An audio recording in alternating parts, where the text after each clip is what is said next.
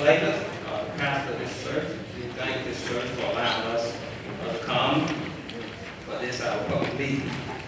I'm Reverend Edward Thompson, the president of NOAH, and we greet and welcome all of you to NOAH's 2022 annual public meeting. NOAH.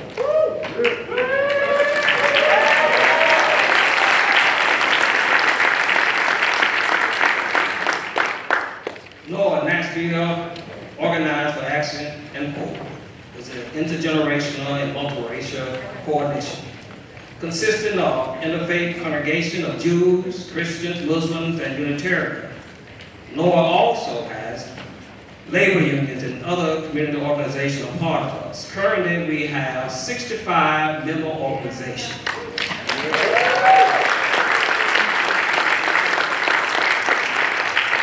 As a faith-rooted organization, our various faith communities and traditions inspire NOAH's principles, practices, and values. NOAH is an affiliate of the National Community-Based Organizing Group, the Gamaliel Foundation, based in Chicago. The Gamaliel Foundation Network has 44 affiliates in 14 states, and 3 other affiliates are in Tennessee.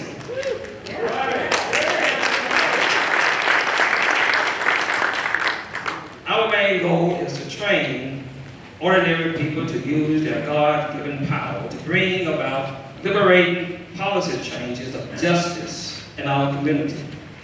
Our mission is to combat systemic injustices and racism through community engagement, training, and direct public action. We are an advocate social justice group. We do not endorse candidates. President NOAH has 4 task forces. They are affordable housing, criminal justice, economic equity and jobs, and education. And NOAH's issues center on these task forces. Today, these task forces will ask specific questions to our guest public officials. NOAH's theme for today's annual public meeting is building the beloved community.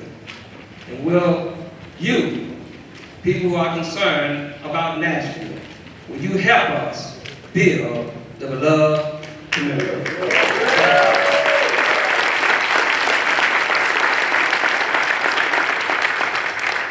Hello, everyone. It is certainly my honor and privilege to welcome each and every one of you to the Jefferson Street Missionary Baptist Church. We are a congregation that has existed for some 136 years now, that has been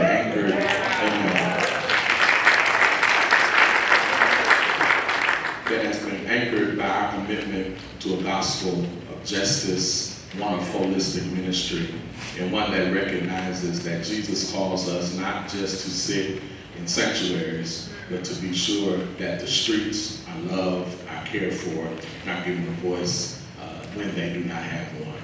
It is my privilege to welcome each and every one of you here today. It is my joy that we'll continue to do the work together that we've been called to do to ensure that our community is equitable, is just, is fair, and represents all interests of those that call Nashville home. A few housekeeping things. The restrooms are located out of the sanctuary to the left. The restrooms are available there. Also, I would ask that anyone that is speaking, we're live streaming the event, and so I would ask that as you grab your microphone, you hold it up real close to your mouth like this. I know those in the sanctuary can hear you, but we want to be sure that those who are streaming that could not be here in person also have a wonderful experience and are able to hear and engage as if they were in the room.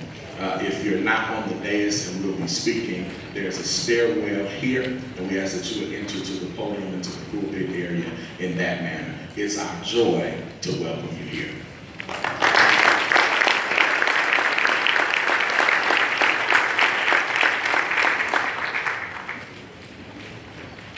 Good afternoon. Good afternoon. My name is Herbert Lester, and I'm a leader with NOAH. I serve Mount Pisgah United Methodist Church. I chair NOAH's Personnel Committee, and I'm a member of the Executive Committee. Today, however, I wish to invite you to join me in honoring and remembering the work and dedication of of the Reverend Eugene Sabree.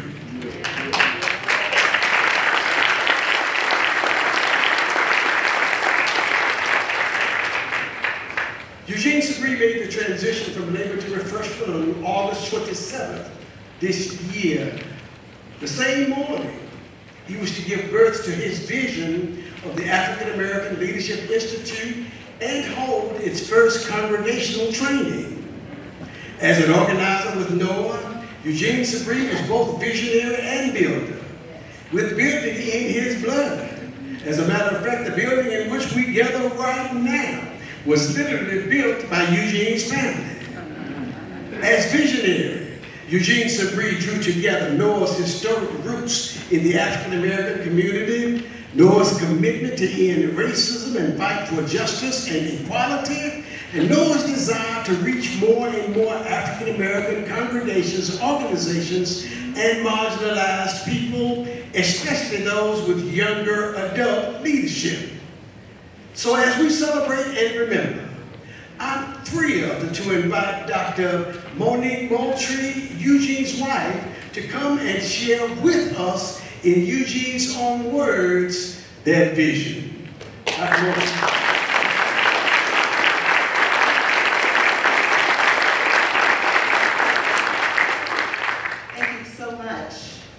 So Reverend Eugene James Sabree was committed to the belief that real change was possible in Nashville. From his cover letter when he applied to be a community organizer at NOAH, he described himself as a dedicated worker who excelled when working within communities because he was passionate about Nashville being a place where everyone should thrive. We are gathered here because NOAH believed in Reverend Sabree's passion to unite local communities for social justice. As was just mentioned, he worked tirelessly to prepare for the African American Leadership Institute. It was the last thing he did on the planet. He was not a worrier by nature. He was really jovial, and yet he worried about that event, because the days before, several local leaders backed out of their plans to attend. As we talked throughout that last day of his life, he kept reiterating the urgency of the work and the importance of linking our communities with the work NOAH is doing, because of all the good that could be accomplished when drawn together. His vision of partnership is a part of the legacy he leaves. It's a part of the last devotion of full measure he gave for the cause of justice in the city.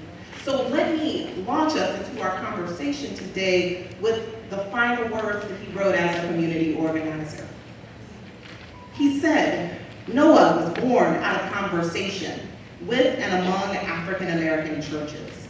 Therefore, it is of the utmost importance to NOAH that African American churches and religious communities remain in the center of everything we do. Our goal is to find out what issues are at forefront of your community, your congregation, so that we are able to build a power table that centers African American leaders within NOAH to take social action and create the change that we seek. It is also a great tool to build stronger, deeper relationships within your congregations and communities. This training will serve to assist religious leaders in developing new leadership within their congregations. His last actions were to bring Nashvillians together for hope and for change. I hope all he envisioned comes through today in our conversation. Thank you for letting me share his final words with you this afternoon.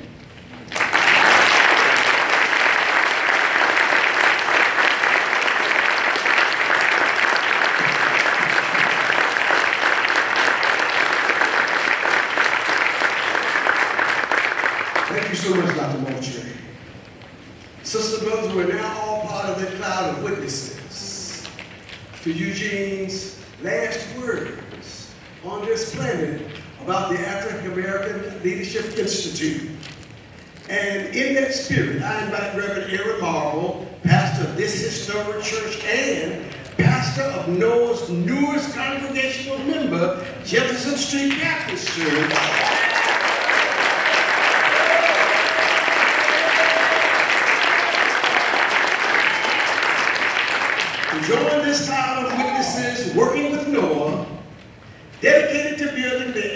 American Leadership Institute. Reverend Marvel, will you join the cloud of witness dedicated to working with Noah to build the African American Leadership Institute? I shall. Will you then now grab one of the bricks over here as part of the build of the community we are building? Amen. Shall. Amen. Fantastic.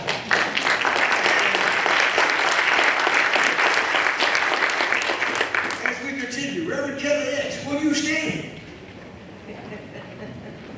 Will you join this cloud of witnesses dedicated to working with Noah to build the African American Leadership Institute? I will. Reverend Tara Williams, will you stand? Oh. Will you join this cloud of witnesses dedicated to working with Noah to build the African American Leadership Institute? I will. All right. Okay. Reverend Perry Wiggins, will you stand? Will you join this cloud of witnesses dedicated to working with Noah to build the African American Leadership Institute? I will.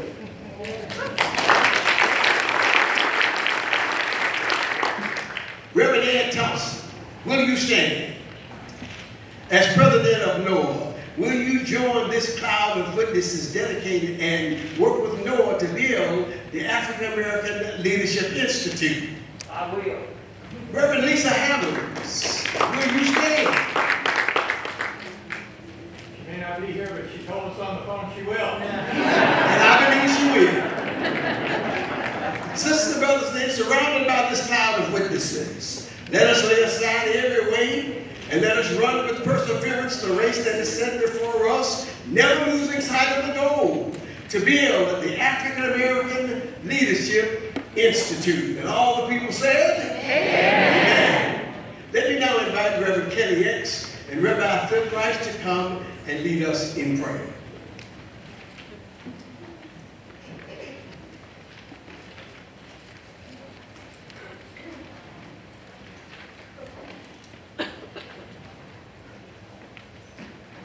Let us pray.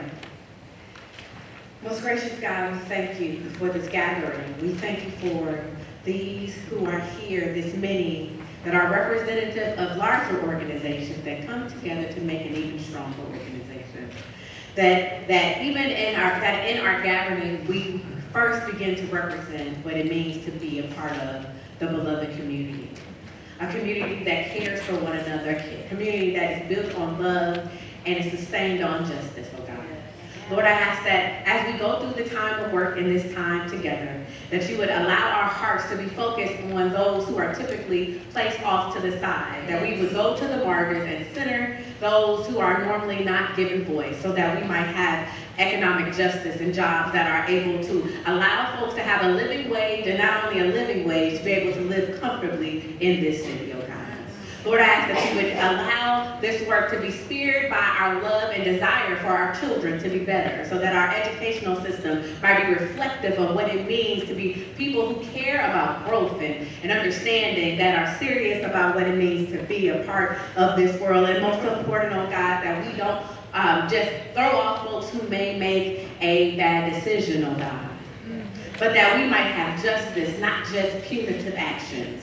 That we might be concerned about helping the restoring of people as opposed to wanting to punish folks for their worst actions. Oh God, Lord, I ask for your presence, for your power, for your peace, and for us to be able to look in each other's eyes and see you, for we are made in your very image. Allow us to love the creation that you created, because we are made to be your reflection of love. So let us be you, live as you, and live our love in this world, making it better and better each day. For we love you and praise you in your Son, Jesus' name. Amen. Amen. Will you help me? You just Lord. Make yours more. Good afternoon. Thank you very much for having me. Shalom Aleichem. In Nashville, we translate that may peace be upon y'all. It's an honor to share the pulpit with my new friend. We go back easily 35 seconds at this point. I'm Rabbi Philip of Congregation Micah, and this is Reverend Kelly Betts of the Village Church, correct? And this evening actually begins the Holy Week of Sukkot, what is referred to in the Torah and the Bible as the Feast of Tabernacles, or the Feast of Booths. It is, for Jews, the quintessential hospitality holiday. So long before modern Israelis were actually making the desert grow, back when Jews sort of farmed the Holy Land in ancient days, they would spend time in nature under the protection of just the Holy One. And these little huts, these little booths we call tabernacles, they would there gather the harvest. If you go out tonight, you will notice where we follow the lunar calendars, the moon will be out. So the rabbis would tell all these stories about the fragility of life and the need for really the right. They didn't use this term, but they meant affordable housing for all. So they developed this odd custom. It's an old ancient farming thing, and Reverend, you're going to help. They would gather together these four species: the willow, the palm, the lulav, the etrog. That's the citrus. You can smell it. Yeah. And they would bring them together and they would shake them all over the place. Try not to get me in that. Yes. And this would represent the four corners of the earth and the need, the right, I said, for all people to gather and underneath adequate shelter. And it is in this spirit that I invoke the name of the Holy One. I say, Eloheinu Elohei Avoteinu v'Imotenu. We ask that our God, the God of all of our ancestors before us, Elohei Adam v'Chava, the God of Adam and Eve, Elohei Noah, the God of Noah. We ask that that God bless the sacred work and you all of the people really who do it, and that we bring to fruition the vision of really the prophet who said there should be a beloved community, and all the prophets before him. A world that would benefit all of the common good and that enable our city to be a beloved city on an economic and social basis, a place where poverty and hunger and homelessness and all such things are eradicated. Baruch atah Adonai, we bless this power in the universe who keeps faith with those who sleep in the dust. Together we say, Amen. Thank you.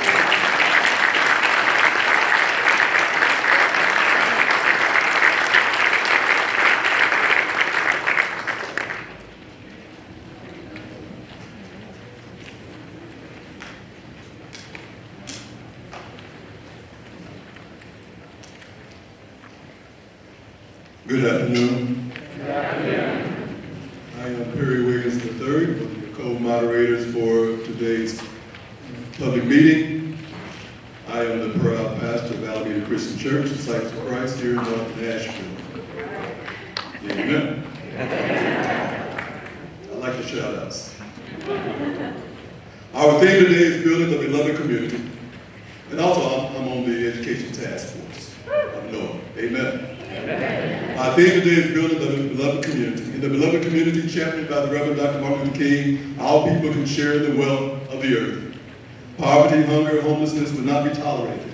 Racism and all forms of discrimination, bigotry, and prejudice will be replaced by an all-inclusive spirit of sisterhood and brotherhood. Dr. King understood that the beloved community could not and cannot exist without justice for all people. Dr. King knew that whenever there was no justice, there could be no peace. Dr. King preached that the mission of the Christian church must have as its primary goal the creation and development of the beloved community.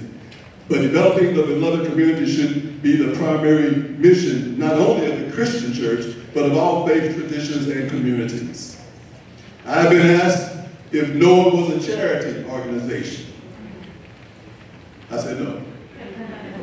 I said that NOAA believes in charitable works, but no, NOAA is a justice organization. Am I right about it? Yeah. Don't get me wrong, charity is good. Charity has its place. But charity does not challenge the status quo. Yeah. Charity may comfort the afflicted, but charity does not afflict the comfortable. Yeah. Nor does charity confront those in power. And charity does not ask the tough questions. Yes, charity has its place. Charity is good, but the voice of justice is what is needed throughout our communities and throughout this world. Because justice does challenge the status quo. Justice does confront the powerful who use their power to oppress the least of these, our sisters and brothers.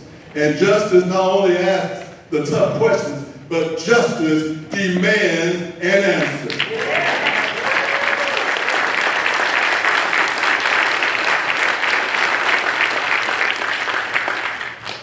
So we come here today in a loving, yet assertive way to demand answers from our public officials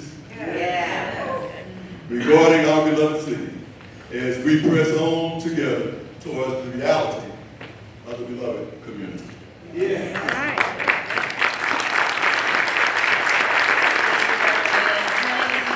I'm a pastor at Glencliff United Methodist Church and Belmont United Methodist Church, and I'm on the recruitment committee for NOAA. Building is important to us, not just physical buildings, right? But the beloved community, the entire community, which includes humans. Just as Nashville has been building for years, more cranes than you can count in the sky, tourists, new, big business, you name it. But who is this benefiting? Is this benefiting all of us? Are we all benefiting from this kind of building? What story does our building tell about us? What story does it tell about Nashville? Does it reflect our commitments of equity, education, housing for every income level? And does it narrate our desire to dismantle systems that were not designed to uplift all of our citizens? We must dedicate ourselves to our piece of the change of building the beloved community as fervently and dramatically as those cranes in big business has. And that's why we're here, to get fired up, to stand up and say, we are here to build too. Yeah. So let's see who's here. Are you ready for the roll call? Yes, we're ready for the roll call, and we will, Reverend McIntyre and I will take turns calling out the names of the organizations, faith communities, organizations. And when we call your organization out, we'd ask you to have a person designated to speak for your organization. When we call your organization out, we ask you just to give your organization's name. You don't have to give how many you have here, just give the name. And we ask that your organization will all stand. Don't be bashful. We want you to holler. Make some noise.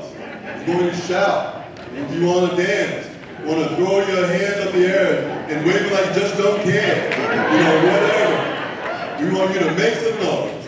All right, I have the honor of calling at the First Church, which is the church that I pastor. Alameda Christian Church, Disciples of Christ in the house.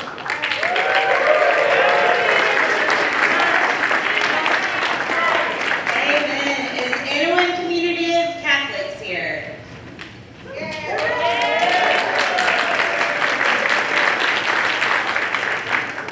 Beach Creek Baptist Church. Maybe they're on Facebook. What's up, Beach Creek Baptist Church? And now the honor of asking is Belmont United Methodist Church here.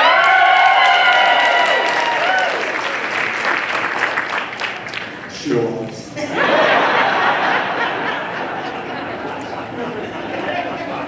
That didn't work. Clark Memorial United Methodist Church.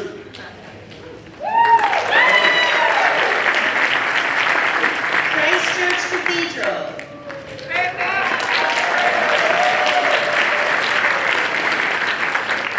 Congregation Micah.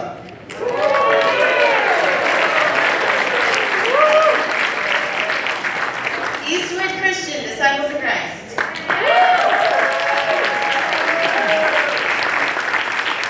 Edge Hill United Methodist Church.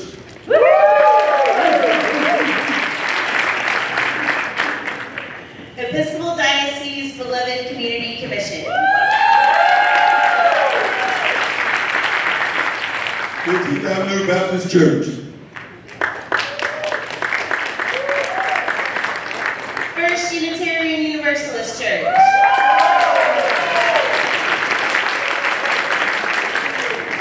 Friends of Friend Ministries.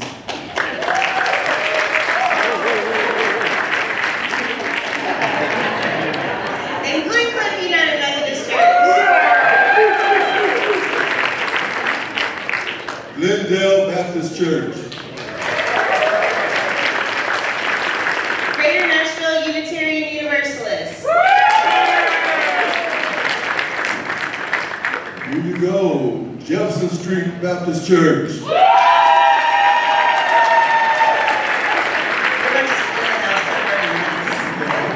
Cairo 70s AME Church. Laborers International Union of North America Local 386. Lee Chapel AME Church.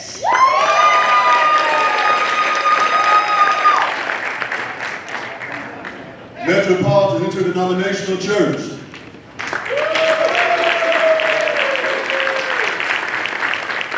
Metro Nashville Education Association.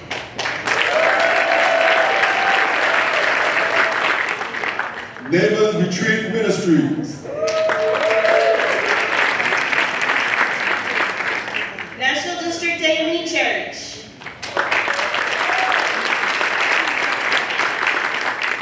Nashville Food Project. New Covenant Christian Church, Disciples of Christ.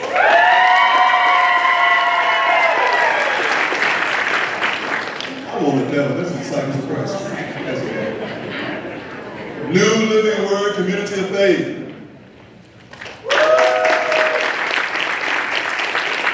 Open Table Nashville.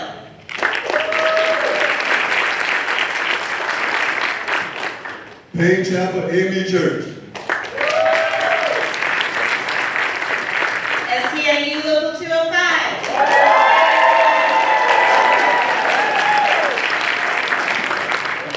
Second Presbyterian Church. Southeast Center for Cooperative Development. Spruce Street Baptist Church. Live, but many on Facebook. St. Anne's Episcopal Church. St. Augustine's Episcopal Chapel. St. John AME Church.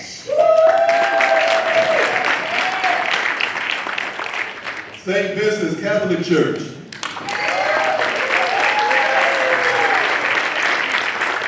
The Temple.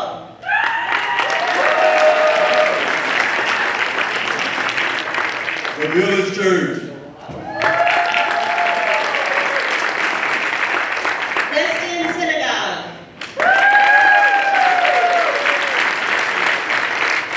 West End United Methodist Church.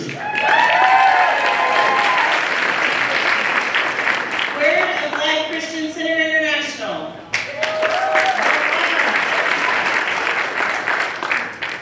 Unaffiliated.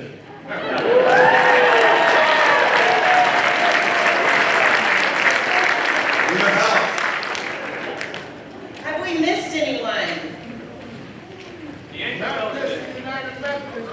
Well, okay, hold on. We're gonna do this one time. Right here, right over here. This is the ever expanding, ongoing, always challenging work before us. Some people joke that Noah is never satisfied. Can I get a amen? Yeah. Well, that's because there's plenty of work to do, don't you think?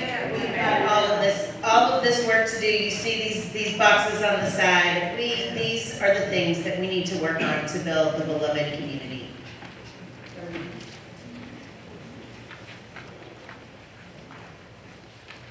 Today, our task forces will celebrate the firm foundation that, by working together, we have put in place. Our blueprints for this development will show how life can be better, especially for the most vulnerable of our citizens. We just demonstrated our people power through the roll call. And to build beloved community, we need to organize people and we need to organize money. All right, we need to organize money. So let's welcome Dr. Judy Cummings to find out the most helpful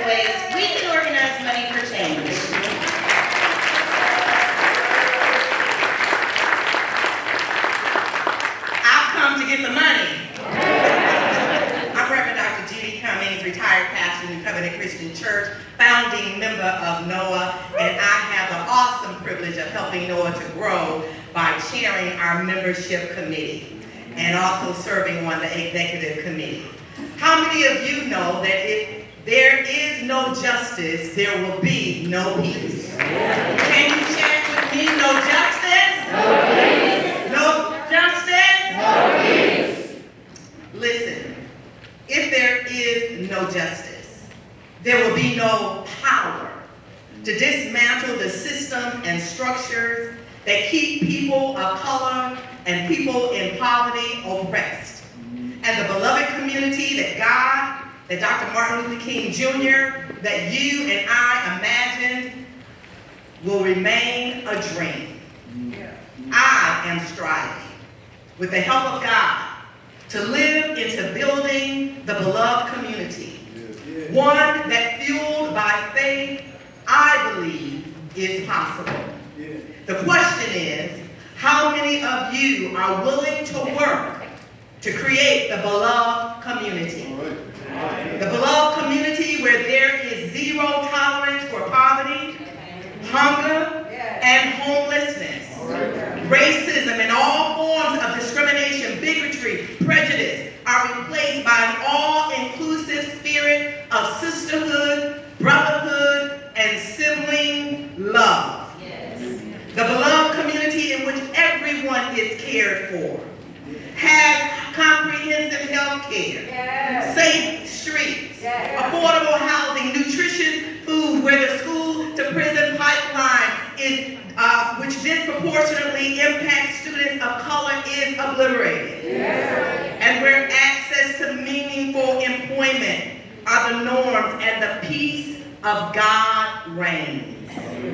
Listen, Noah builds the beloved community through organizing people, those of us here today, to stand up for our values, to fight for what we care about, which is what we are doing today.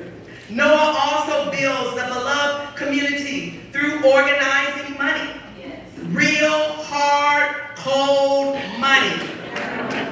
But we hope that that cold money that is burning a hole in your pocket because you are so passionate about building the beloved community with us today, that you will, I was going to say something else, but you will bring that money to bear. You are here because it takes more than organizing people. We must organize money to get the power to act. How many of you want the power? Can you yell out, we want the power? Today is a power-filled day. But to have more days like this, to have more wins against the systems of injustice, we must raise money. And you can give. You can give right now. We have a couple of ways that you can give. When you came, you picked up a card, you picked up an envelope at the registration table.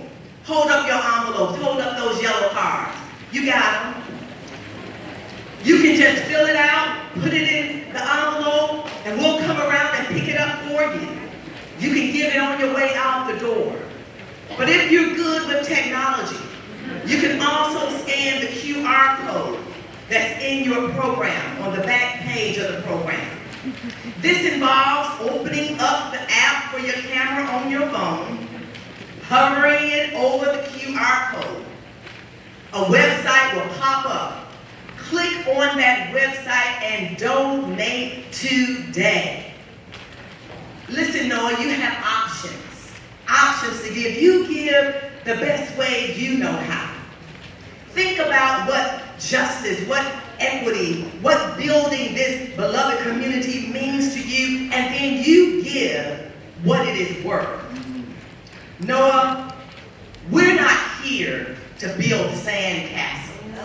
Can somebody say amen? We're not here to build an imaginary beloved community. Can I get an amen? We are here building real, concrete community in this world. The world that is a broken and fragmented world, a world full of despair as it is. We are here to imagine and to create a new world, a beloved community. We are investing in NOAH because NOAH is an organization that sees home prices going up and is fighting to make housing affordable. We invest in NOAH because we recognize teachers, police officers, service workers, and others cannot afford to live in this city the way it is.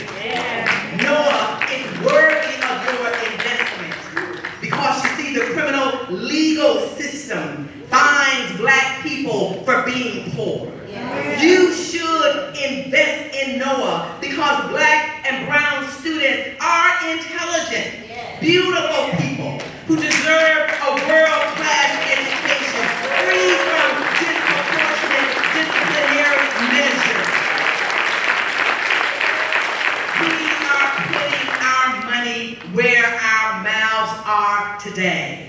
For affordable housing on the East Bank, the one with the beautiful view, and all over the city. For wages that pay the cost of living, for a fair and compassionate criminal legal system, and for a school system that will put concrete goals in place and shut down that school to prison pipeline. Are you with me today, NOAH? If you're with me, raise your hand. I want to see you. We have you covered. Now let's keep building the beloved community. No justice? No peace. Listen, no money, no power.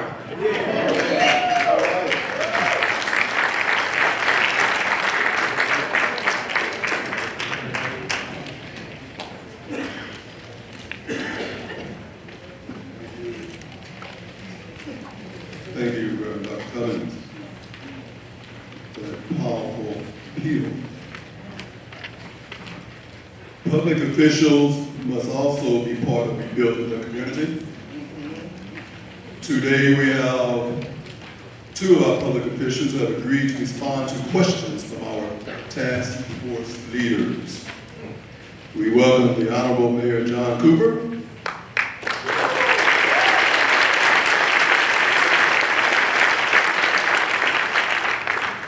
and Metro Nashville Public Schools Senior Officer for Diversity, Equity, and Inclusion, Mr. Ashford Hughes.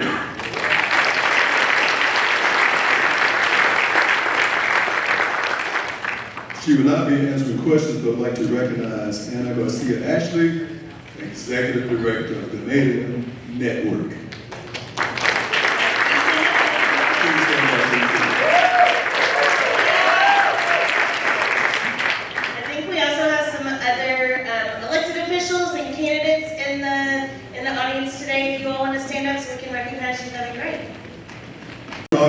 If I go in the book of Nehemiah, Nehemiah, while being held captive as an exile in Persia, was visited by one of his kinsmen and his associates from Judah to inform Nehemiah that there was great trouble and disgrace in the homeland because the wall of Jerusalem was broken down and its gates had been burned down.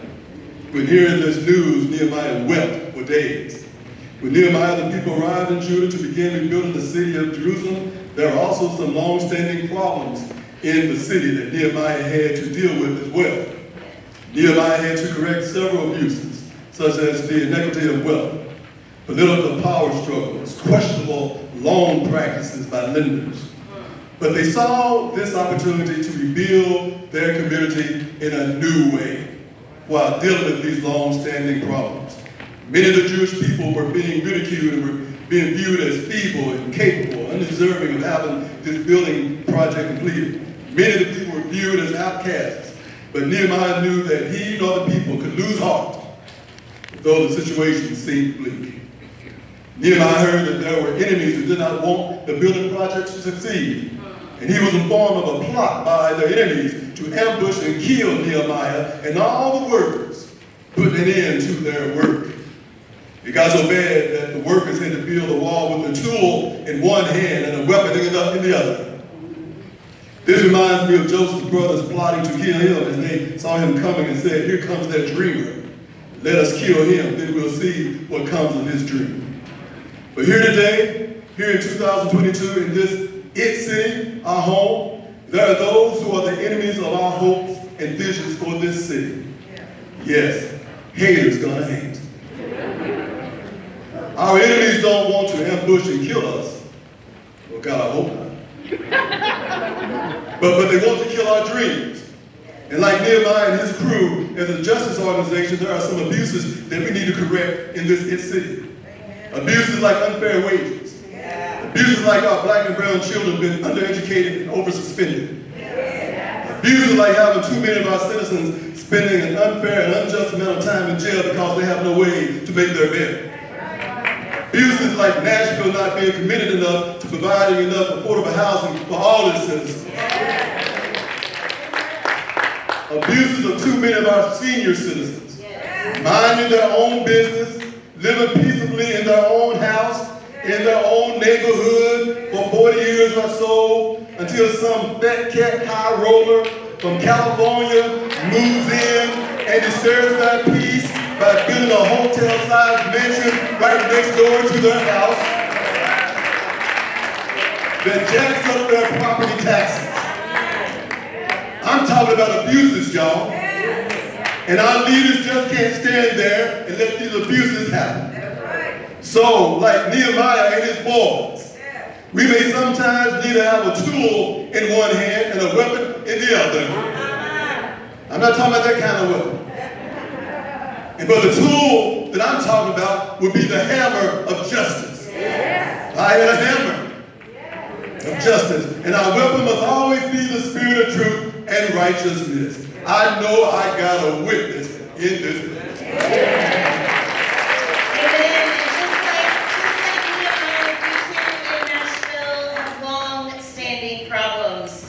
People left out of the benefits of Nashville's development, skyrocketing housing costs that push people out of the county, just like Reverend Wiggins said, increasing homelessness, the school to prison pipeline, lack of access to mental health services. But we also have a great opportunity as we think about building the beloved community in Nashville, while we consider such investments as the proposed East Bank and the stadium development. The East Bank covers more than 300 acres on the bank of the Cumberland River, with over 100 of those acres being public land. Presently, this area is mainly parking lots and industrial land. What will we do with this opportunity? Will we repair or replace the tiny stadium with the most extensive stadium in U.S. history? As the majority of Nashvillians ask for more affordable housing and independent businesses, will we listen or continue to boast luxury housing and big business? Who will benefit from what our city has to offer? Will it move us toward the beloved community or split us further apart? We need examples of ways that we build this new beloved community, and so I want to invite forward Linda Robinson and former school board chair Christian Bugs up to share a special recognition.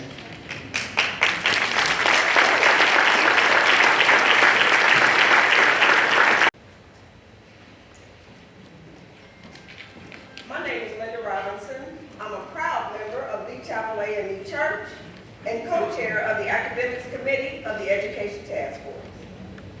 How does equity in education show up in the beloved community? We know what it looks like. It looks like NOAA, a power organization that represents thousands of people, demanding equity at that very important seat at the table where we're always advocating and agitating for change. It looks like fighting side by side with community and champions in positions of power. People like our outgoing two-term MNPS school board chair, Christian Bugs.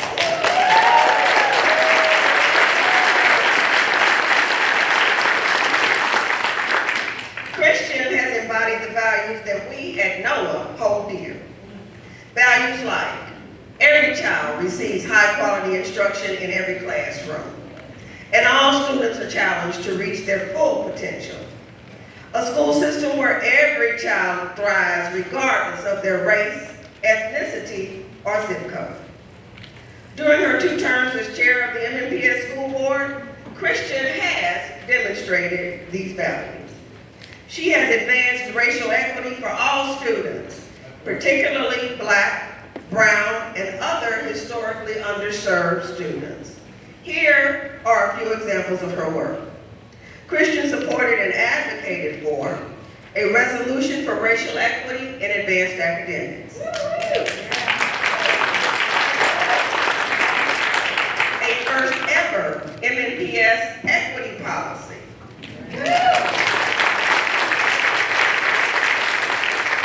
As well as other equity-focused initiatives, including keeping kids in the classroom and off of that school-to-prison pipeline.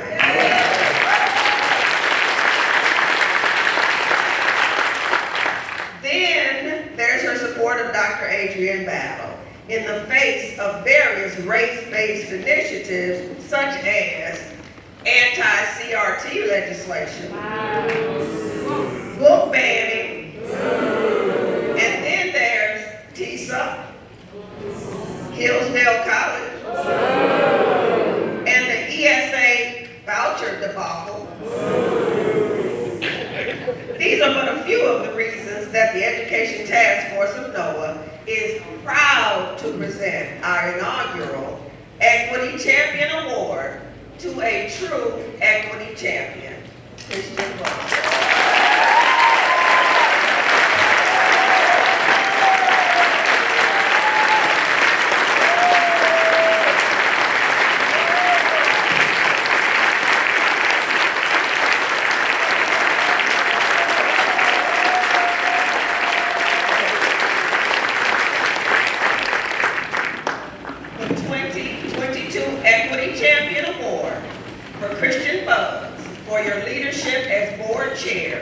In advancing racial equity for all MNPS students. Congratulations, Christian.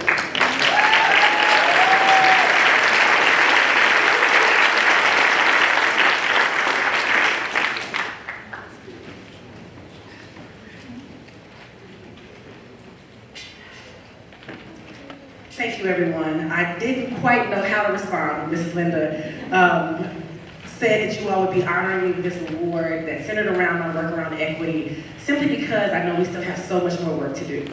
We talk about that often. But in true divine fashion, during service today at the Lee Chapel African Methodist Episcopal Church, our sermon for today included a quote that really speaks to my time as chair. It was I always joke it was the best personal and professional development I could have ever not asked for, to be a 2-year board chair during an international pandemic. Amen.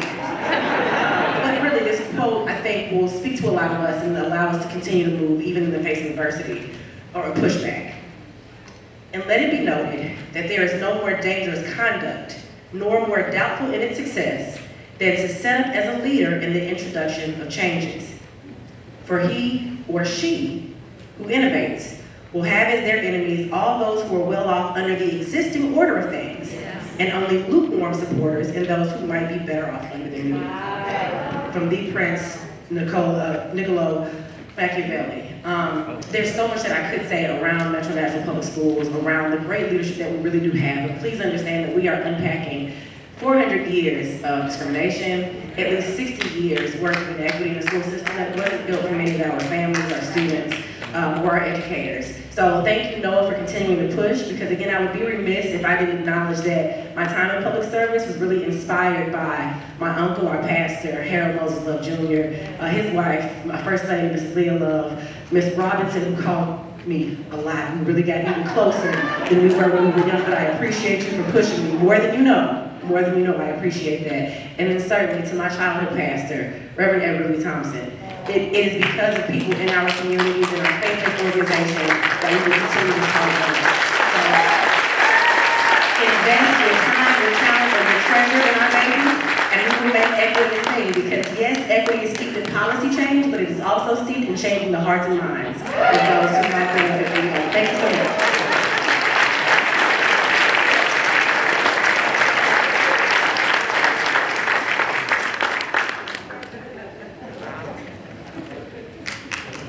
congratulations again. And thank you so much for your support of Noah. We wish at this time to invite Mayor John Cooper. Mayor John Cooper. It's time. Thank you.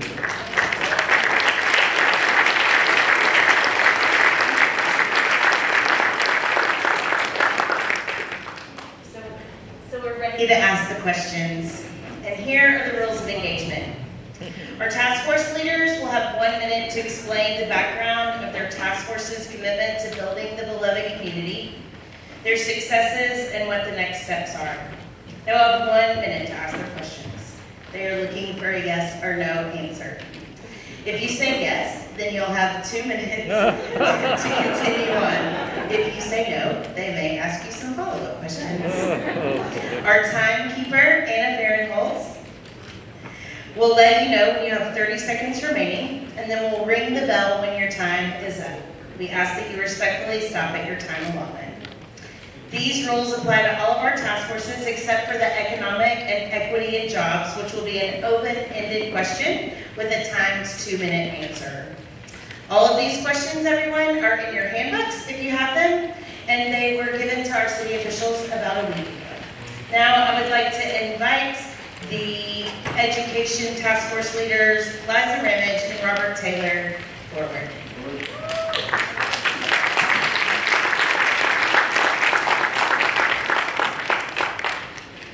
Good afternoon. I'm Liza Ramage, Chair of the Education Task Force.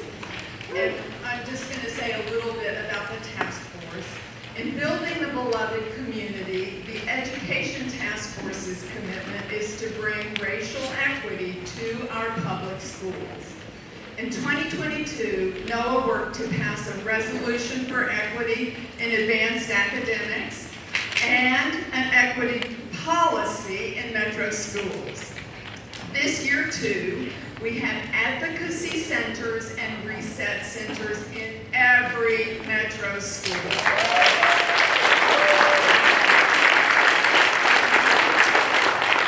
Bringing strategies that address behavioral issues without requiring suspension.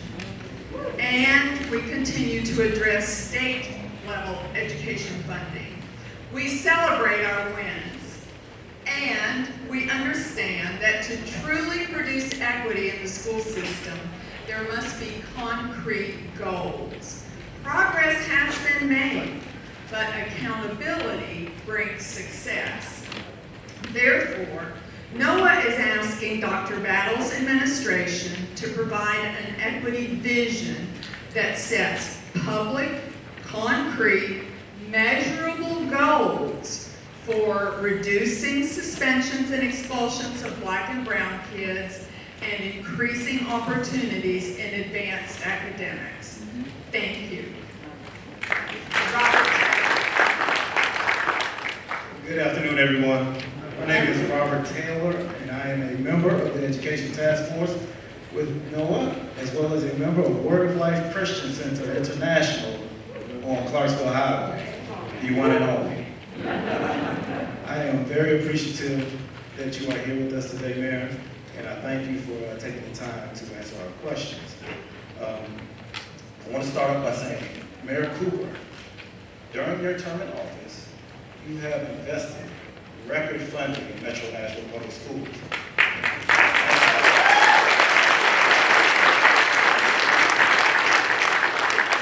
Including $3.2 million for advocacy centers and restorative practice assistance in 2021.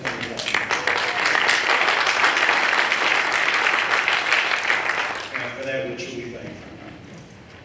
During your mayoral campaign, you demanded that the district and school board leadership are aligned and focused on improving student outcomes, and that they would set measurable and achievable goals for improvement and hold each other accountable to those goals that were set. You also said that you will be especially focused on reducing equity gaps in student outcomes. And guess what? These are the same things that Noah wants. So we're excited to see that our concerns are aligned with, that your concerns are aligned with our concerns. With this in mind, here's the yes or no question. So please respect the process and only respond yes or no. Okay? Will you request and share with us responses from Dr. Battle on the measurable and quantifiable goals and outcomes that she has around reducing discipline disparities and increasing equity and advanced academics in Metro Nashville Public Schools? Yes or no, sir? Well, of course. Again, I see some council people here. This is a great moment for MMPS. Dr. Battle, the school board, working together. $200 million to our school budget in the last 2 years. That's paying not only for advocacy centers, that's the best paid teachers in the state of Tennessee. That is support staff pay. That's bus driver pay, that's cafeteria pay, that's paraprofessional pay. That's $400 million capital investment in our schools. And under the great leadership of Dr. Battle, who's created the equity roadmap, yes, our determination to create our school system to be the engine of opportunity and change and growth is all important. No other mayor has ever supported school systems at this level. No other mayor has committed to an improvement in schools. Wasn't it time?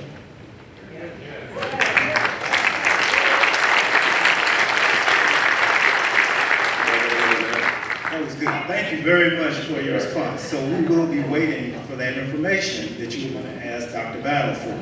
Okay, so thank you. And if I can, did I get another minute for this? No, not another minute. Another minute. Just after COVID, it's great to see everybody here. I know there are a lot of masks here. I'm very proud of our city's response. We saved hundreds and hundreds of lives. I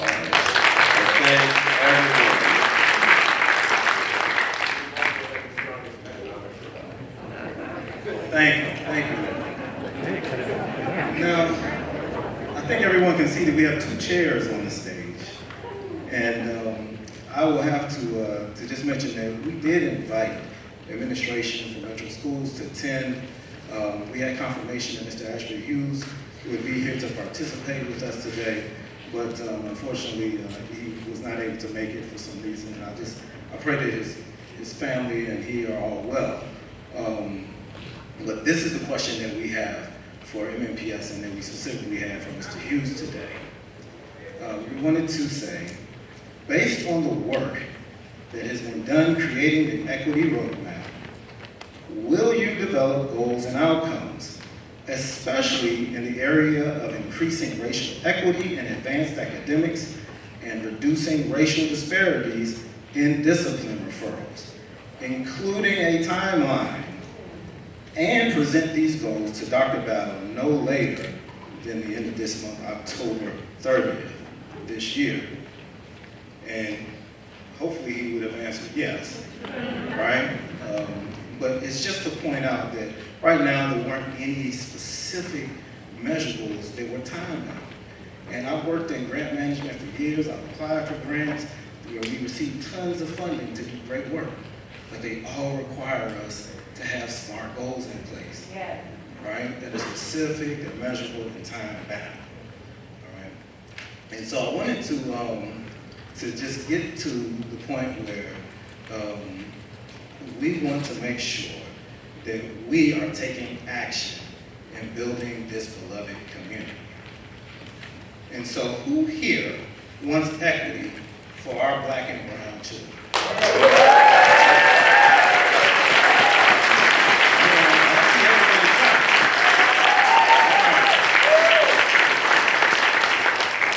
All right, who here wants accountability for reducing the racial disparities in discipline and academic opportunities? So we have a call to action, and I believe we're going to put it on our screen today. But here's the call to action. We want you to send an email to Dr. Adrian Battle, our Director of Schools, all right? We were gonna put her cell phone number up there, but I said, I don't think that's the best thing. We're gonna email her, but that means I need you to email her, okay? All right, we are also gonna have cards that have that information on it. Her email is Adrienne, ADRIENNE .battle, BATTLE, @MNPS.org. And in your message, we're asking, Dr. Battle, when will you commit to setting clear, time-bound goals to cut Black and brown suspensions and expulsions in half? And when will we see true equity in advanced academics for our Black and brown children? We are handing out cards with this information also on them, so please raise your hand if you haven't already sent the email. I know some of y'all are quick on the cell phones. But if not, get a card with the information so that you can email Dr. Battle and continue building the beloved community with us. Because building this beloved community requires more than just words, right? It requires action.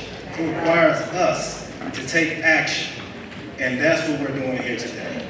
So thank you for taking action with us, and we look forward to continue working with you all as we continue to make change in education for our Black and brown children.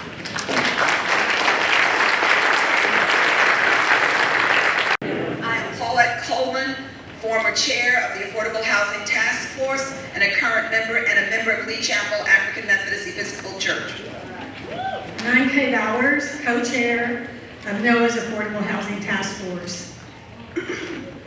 Our task force works to build a beloved community in Nashville by these things: being a voice for our brothers, sisters, and children who are struggling with housing burdens, but whose voices are not being heard; educating our community, particularly our public officials, about our housing crisis, but more important, feasible ways to move us forward together; and strongly and consistently pressing our elected officials to implement an actionable, unified housing strategy that ensures that we create housing that is truly affordable for our residents and our workers with low incomes. Thank you. And with that background, Mayor, we appreciate that millions of dollars have gone to affordable housing during your term as mayor, from the Federal American Rescue Plan, the CARES Act, and local funds as well. We applaud the work that was done to have Convention Center annual payments to Metro directed to the Barnes Housing Trust Fund. This year's payment was $14.3 million. Thank you.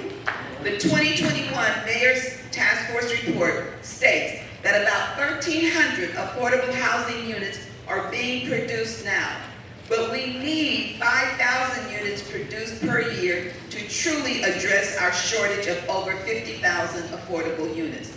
In your campaign booklet, you stated that the Barnes Fund needs a dependable source of funding that developers can plan on. The Mayor's Affordable Housing Task Force identified other new feasible sources of dedicated and recurring revenue streams for the Barnes Fund. Mayor, our question is, will you work with the council to adopt legislation by April 1st, 2023 that will provide at least $30 million per year of dedicated recurring funding to the Barnes Fund? Yes, we're doing it right now. Did it last year. But it hasn't happened yet. It has. And if I may, Consistently. I may not look like an agent of change sometimes, I'm short, I've got gray hair, but I am an agent of change. And I'm grateful to Deputy Mayor Brenda Haywood. We have done a lot of change.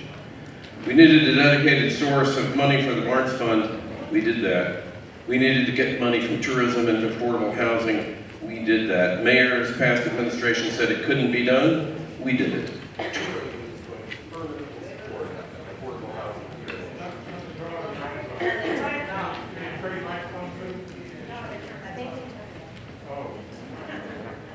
Okay. Now, your point, $30 million for the Barnes fund, it's important. That was just $250,000 a few years ago. And we've invested $150 million in affordable housing. Now, we used to have a goal of $10 million a year, now we're at $150 million. We created a Department of Housing. Nashville even never had that. We have the excellent director, Angie Hubbard, doing it. We have the ability to have planning itself result in additional affordable housing, even though the state has outlawed inclusionary zoning. There's a $20 million catalyst fund to preserve housing. There's a mixed income pilot just happened. It's delivering 428 units in its first year. Now, this is in addition to a $50 million plan for homelessness, permanent supportive housing there. How do you do that?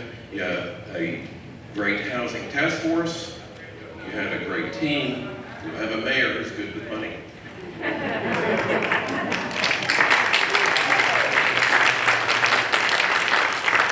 Mayor, thank you, and we look forward to even more effort.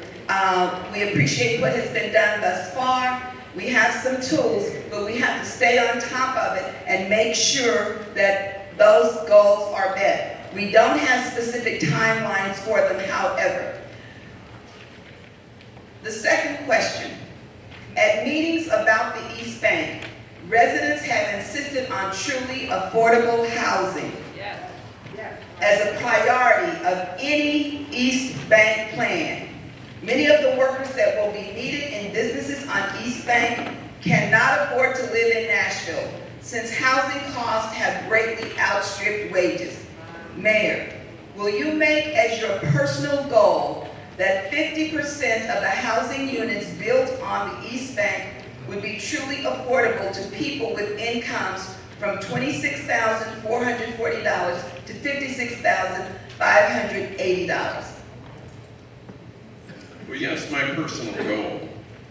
But I do want to talk a moment about the East Bank, and I think it's important for everybody to hear this. Some of what you hear is not actually accurate. I'm happy to come back and have another meeting and be accurate. And there will be no benefits from an East Bank plan without passing an East Bank plan. Zero, no benefits at all. Now, the current stadium deal, right, in fact, takes $30 million a year away from us, away from teacher pay. So you have to come up with a plan that we no longer lose money on this, but in fact it turns that situation around, the unfunded liability. And then there are the parking lots around the stadium that are going to remain empty for the next 17 years unless there is an East Bank deal.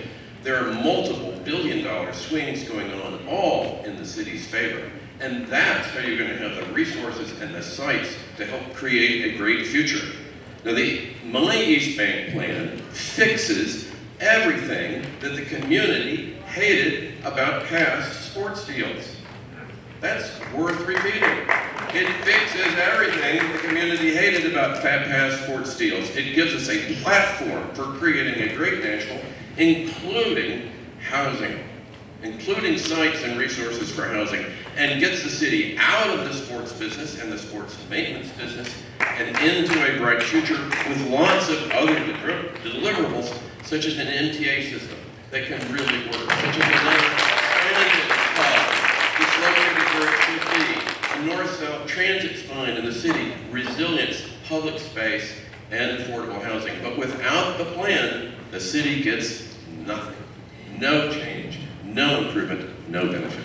Mayor, thank you. We're very concerned, however, but even in the plan that has been presented, only 4,000 units of housing are discussed. And so, as you said, this is a conversation for greater detail, and we thank you for your responses, and we look forward to monitoring and working together to make sure we very forthrightly address our critical affordable housing shortage. Thank you very much.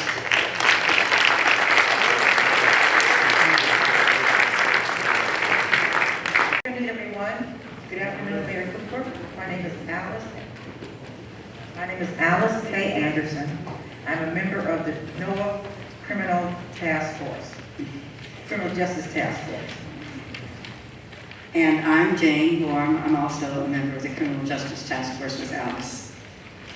Mayor Cooper, For 2 years, NOAA sought funding from Metro Council for a non-law enforcement crisis response to mental health crisis. Too many mental health calls to the police resulted in killing the person in crisis. In June 2022, funds were approved for a program to start January 2023.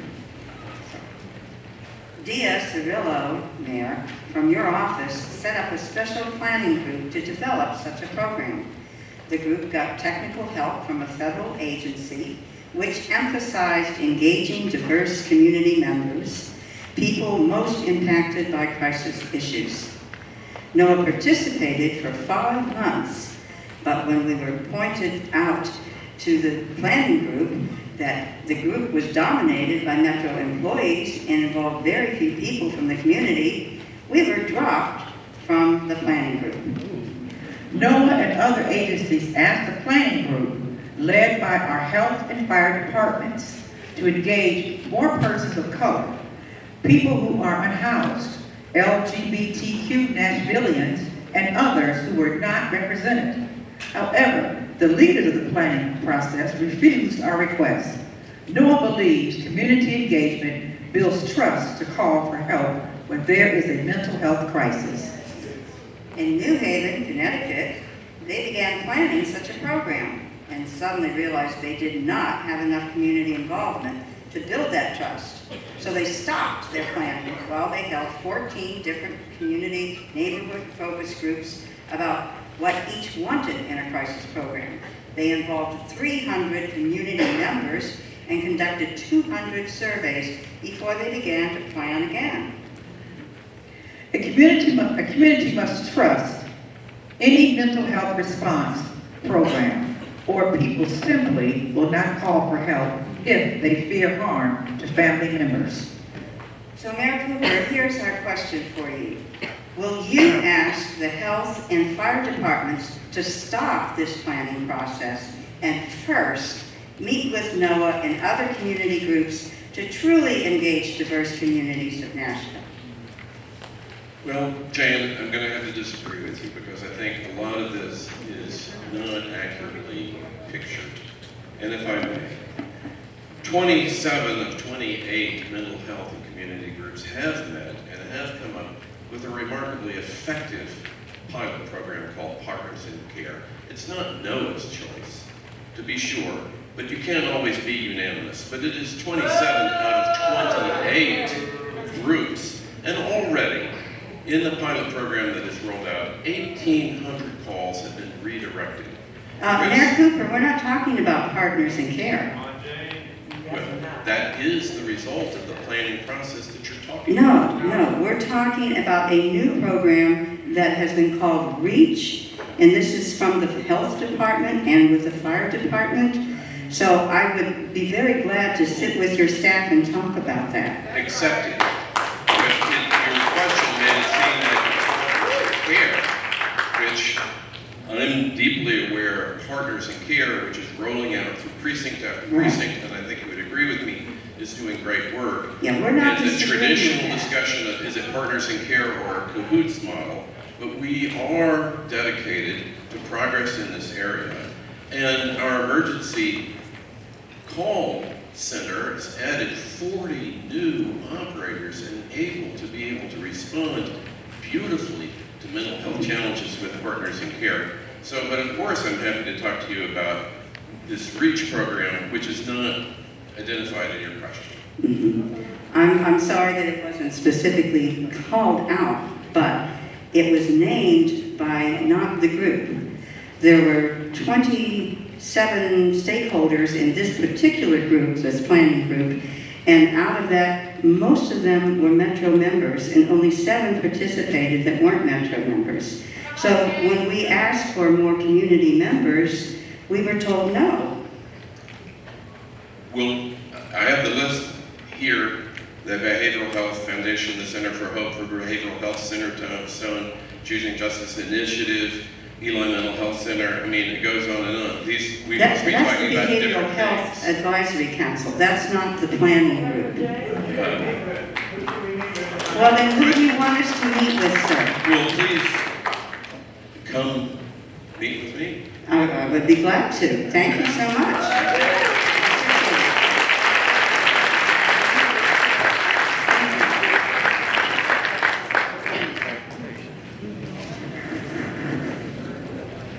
Good afternoon. I'm going to talk real quick. My name is Marley Albert. I'm a member of SEIU Local 205. We're a labor union here in Nashville. I'm going to tell you about some of the stuff Economic Equity's been working on. Our task force has been busy on policy directives that have helped raise wages and create jobs for Nashville residents. In partnership with many of you, we worked on a Metro Moral budget that focused on Metro School, Metro General employees getting raises, and ensuring that our city service employers have sustainable wages.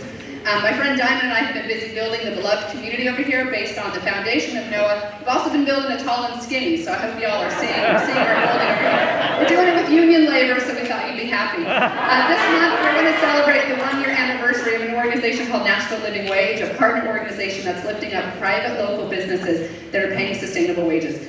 Y'all, we have to stop exploiting one another through our work. We've also worked with Music City Construction Careers. We have over 80 Nashvilleians that have started in a construction career that is union ready out the door, from poverty wages to union wages.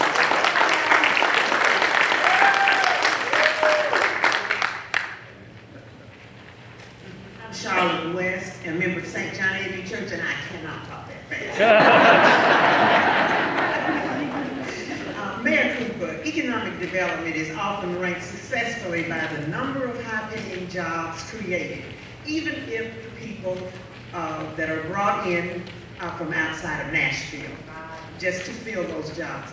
But local working people need employment as well. That provides a career path, and it pays well enough for them to live here in our own community. This question requires a yes or no answer. Mayor Cooper, do you believe that the community benefits agreement with developers on the East Bank will benefit local working people? It can, and That's a yes or no. Would a community benefits agreement benefit? the agreement. There isn't yes, one, the idea. Yes. Okay, thank you. You know, I mean, it is very driven by the details. You have expert negotiators on the other side. But yes, you believe a community benefits agreement would benefit. Thank you.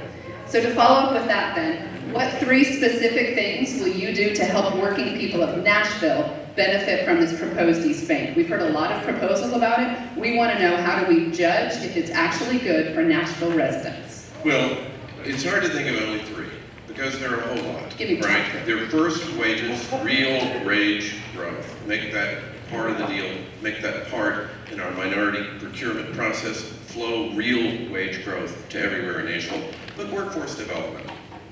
Apprenticeship programs, you have the opportunity for generations of work to happen for our kids on the East Bank, but let's get them trained, and let's get them in, working there, and make that part of the deal. And then the East Bank also creates a huge transportation improvement, not only to have a well-located transit hub and a north-south access boulevard, but stop cutting off our underserved neighborhoods and repair the damage of the interstate of I-24, particularly in East Nashville. So let's provide a local access road and connectivity to our neighborhoods and stop cutting them off. It is a national concern. We have the opportunity to address it here in Nashville, and that's beyond exciting, to redress generational wrongs that happened when our interstate system was built. And again, the East Bank plan can address that, and let's take advantage of this moment to do that. And I do want to say to this group, because this group inspired this, 3 years ago I wrote this policy platform book for a NOAA meeting, 47 pages. And in that, you go through that. Yeah, there are 47 commitments.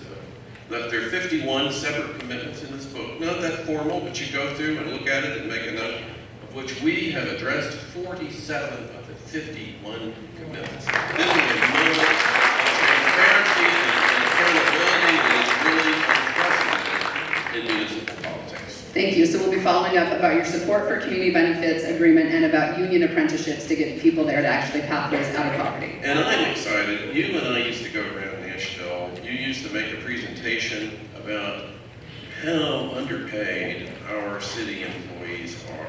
100%. 100%. How understaffed we are. What a change in 3 years. that group. I'm grateful to the group. I'm grateful for Noah's participation in the past, for flagging that. But let's also spend a moment and go, what a change, what an improvement going on in Nashville that we have from teachers to public safety, all across the board, because we were able to fix our budget. Yeah, organizing, organizing, organizing. Thank you. Sure. Thank you so much.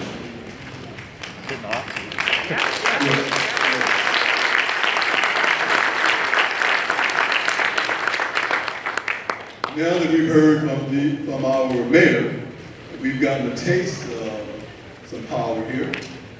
It's time for you to take that power in the form of your vote. So we now welcome Ronnie McGregory and Nick Cavan from the Integrated Voter Engagement.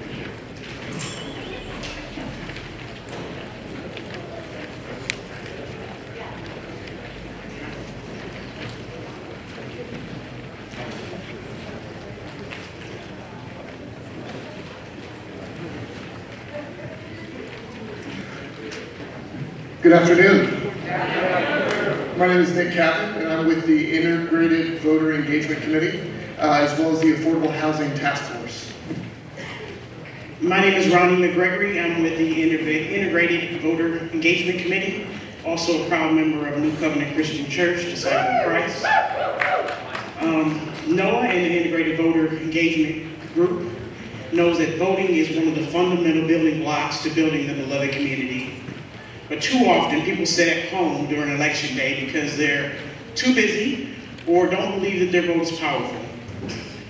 Did you know that the midterm elections in Nashville turnout, historic turnout, has been between 40 and 50%?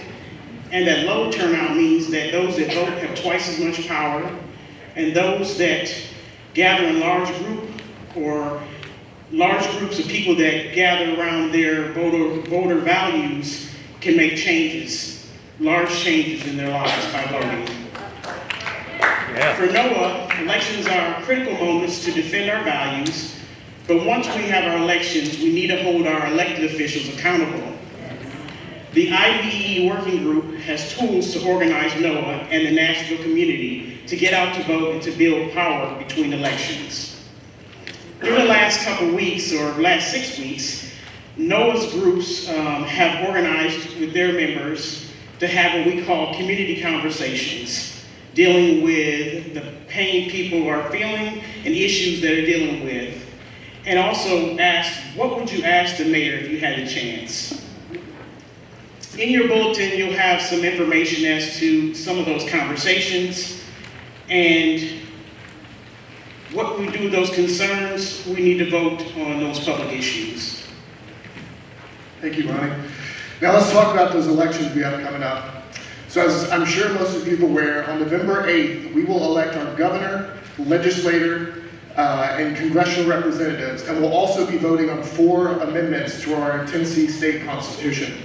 I wanted to highlight 2 of those amendments that you may not be familiar with. Amendment 1 would enshrine the so-called right to work in our Constitution. This law would erode the power of workers to collectively bargain for their rights in our state. Amendment 3 would remove a provision of our Constitution allowing slavery as a form of punishment for a crime and replace it with a formal ban of slavery of any kind in our state. And for more and learning more, you can find information on the candidates and the amendments in your packet. So be sure to check that out. So let's talk about how you can impact what happens on November 8th. So obviously the first thing you can do is vote. And we have to make sure everyone gets out to vote. So make sure that you personally come up with a plan of where you're going to vote and when you're going to vote. And then tell somebody else of your plan and ask them to hold you accountable. The next thing you can do is speak to your friends and family. Make sure they have a plan to vote so we get as many people to the polls as we can. And then if you want to take it a step further, you can go and speak to leaders in the organizations you're a part of and ask them to reach out to their members and make sure that everyone gets out to vote.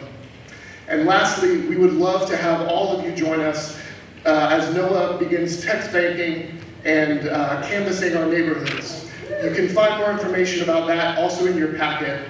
There's a QR code on the back of the first page. which you can scan with your phone and get signed up so you'll hear all about our volunteer opportunities.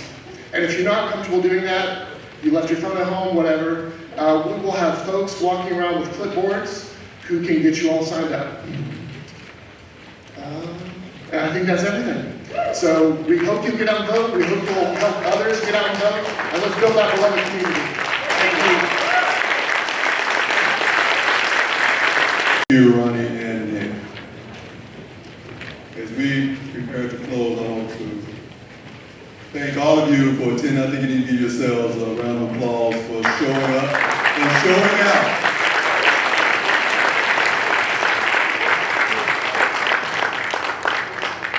Sorry that we didn't have everyone who was supposed to be here today, but we are thankful that Mayor John Cooper is here today to answer questions.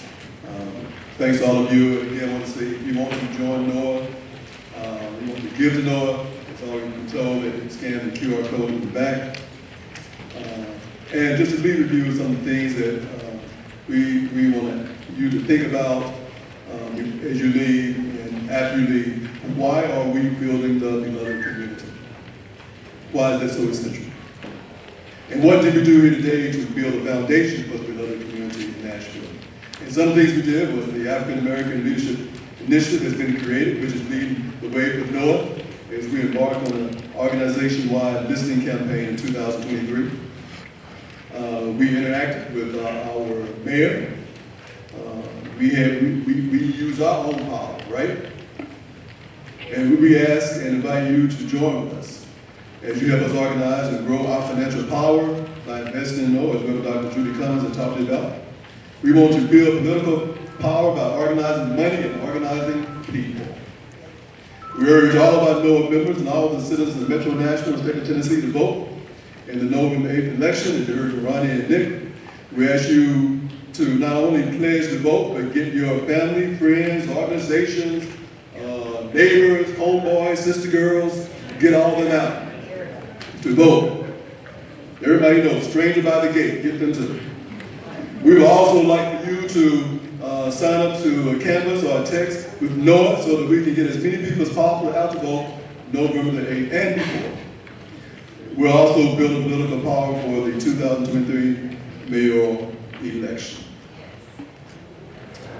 So, finally remember that the beloved community is possible.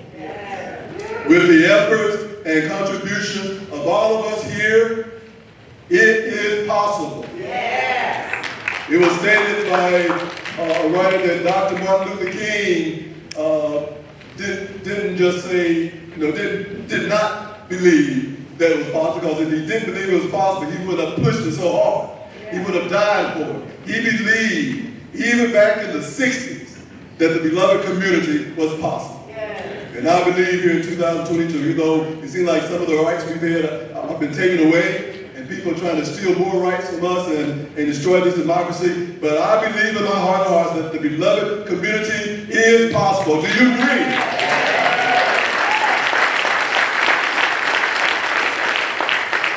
And with the efforts and contributions of all of us here today, we can strive to create a wonderful, loving, and supportive, beloved community right here in Nashville, Tennessee. Amen, amen. As we prepare to leave, we will close with prayers of commitment and dedication.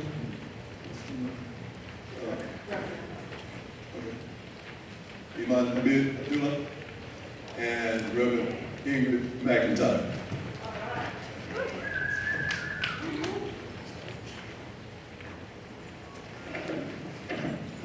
Peace be unto everyone. Can you hear me? All right, peace be unto you. Assalamu alaikum. This has been a beautiful, beautiful turnout. And so I know I have the closing prayer. And so I want to close with something, with a prayer called Al-Fatiha, which is, the actual meaning of it is the opening, but this prayer is befitting for as well the closing. So I'll make that prayer. In the name of God, most gracious, most merciful, Praise be to God, the cherisher and sustainer of the world, most gracious, most merciful, master of the day of judgment. Only you do we worship, in your aid we seek. Show us the straight way, the way of those on whom you have bestowed your grace, those whose portion is not wrath, who goes not astray. Amen.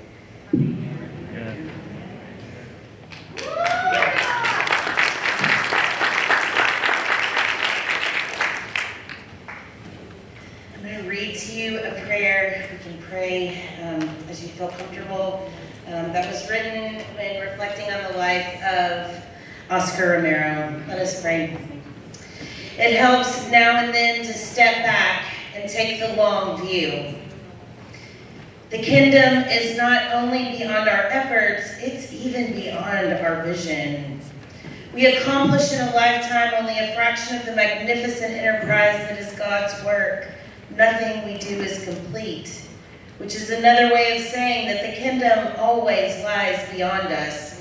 No statement says all that can be said. No prayer fully expresses our faith. No confession brings perfection. No pastoral visit brings wholeness.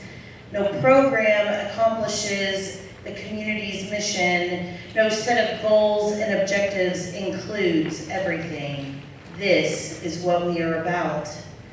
We plant the seeds that will one day grow. We water the seeds already planted, knowing that they hold future promise. We lay foundations that will need further development. We provide yeast that produces effects far beyond our own capabilities. We cannot do everything. And there is a sense of liberation in realizing that. Yeah. This enables us to do something and do it well. It may be incomplete, but it is a beginning, a step along the way, an opportunity for God's grace to enter and do the rest. We may never see the end results, but that is the difference between the master builder and the worker. We are workers, not the master builder. Ministers, community members, not messiahs. We are prophets of a future not our own. Noah, go in peace, empowered to build the beloved community.